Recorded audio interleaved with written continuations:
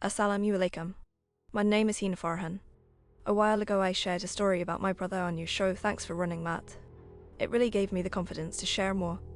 This next story goes back to when my younger brother and I got admitted to universities in Karachi and we had to move there for our studies. My father was abroad at the time, so the two of us stayed with an acquaintance for a little while. The plan was to rent a place so our mother could move in with us too, and so our daily travel to campus would be easier. We wanted something central because we weren't from that city and needed buses and stops nearby. We found a place in Gulshan-e-Iqbal, block 13A, the area behind Smania restaurants, where I think student Biryani is now. The house was divided into 3 separate portions. We rented the middle one. The upstairs portion had been rented for many years, and the downstairs family had lived there forever. But the middle portion, nobody seemed to stay there for long. The landlord and the neighbours even told us, "We don't know what's wrong with that middle unit, people don't stay there." Still, we moved in because classes had started and we needed to get settled. The house had a few odd things. First, it was incredibly dark. Even when you turned a light on in one room, the rest of the place stayed gloomy. The rooms felt deserted and shadowy. Second, and this was the strangest, the middle portion was unnaturally cold. Karachi can be suffocating and humid, but our apartment felt like a constant cool draft, like multiple air conditioners were running. Guests would remark, "Your place is so cold, there's wind here," when there's no wind in the whole city.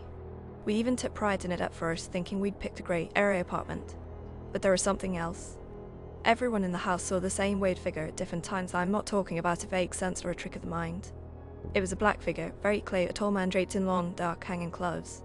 His face was visible but hard to describe. He had a very unsettling smile, like he was looking right at you in a way that made your blood run cold.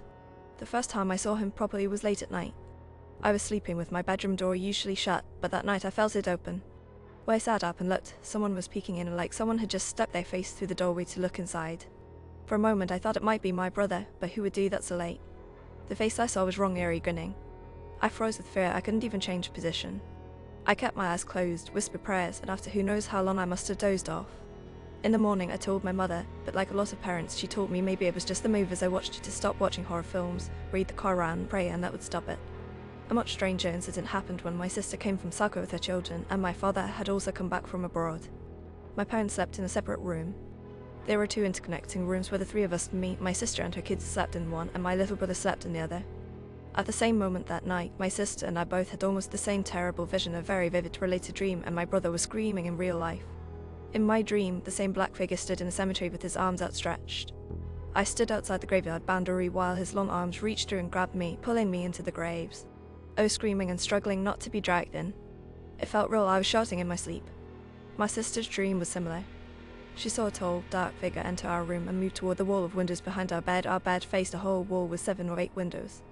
In her dream, the figure was trying to go through those windows. She woke up and in the dream grabbed its leg to stop it because her kids were sleeping there.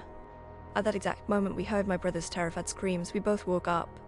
When we sat up, all those windows of the old-style hinged kind with hooks had swung open together and then shut themselves together.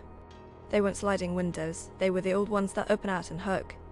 It was as if something had pulled them all open at once and then closed them. When we asked my brother why he was screaming, he said he hadn't been dreaming. In his waking reality, he saw that same tall man in black standing right in front of him, looking and smiling. He was so frightened he just started yelling. So all 3 of us experienced something, 2 as dreams, 1 as an actual sighting, and the windows were physically open and closed.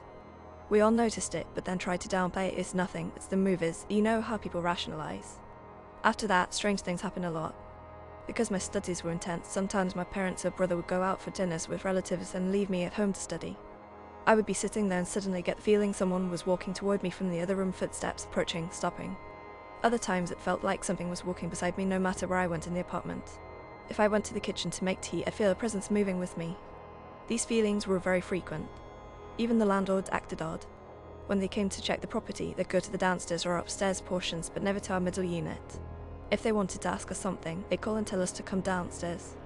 Once we asked them to come up and see the issues. The middle portion was very old and in bad shape, broken windows, doors, lights that would blow fuses, sockets that would spark. They'd say, "Just tell me what's wrong, or get the work done and take the money from me." They offered to pay, but they themselves never came up. That felt strange and suspicious to us. We should have insisted more. Maybe we should have confronted the landlord and demanded answers. But we were young students, what could we do? If my father had been around, maybe he would have handled it differently. In any case, within 11 months we found another place and moved out as quickly as we could. I'll tell you stories about the other house another time, inshallah. That one is a whole different story too. But as for the middle portion we rented, it's been about 15, maybe 20 years since all this happened, and that portion is still mostly vacant. The owner split the house into 3 and sold the top and bottom units. The family still lives in the upstairs portion, and the downstairs was bought by the same family that had been there. But the middle one? Families move in for a few days, then they leave. It keeps getting rented out and then vacated. I know this because we later bought a house in the same neighborhood, so we've been around and seen it. The middle unit still has that lonely feeling. That's my story about that house. Inshallah, I'll share more about the next place in my other travels because I've lived in a lot of different places and have more stories to tell. Thank you so much. Allah Hafiz. Om.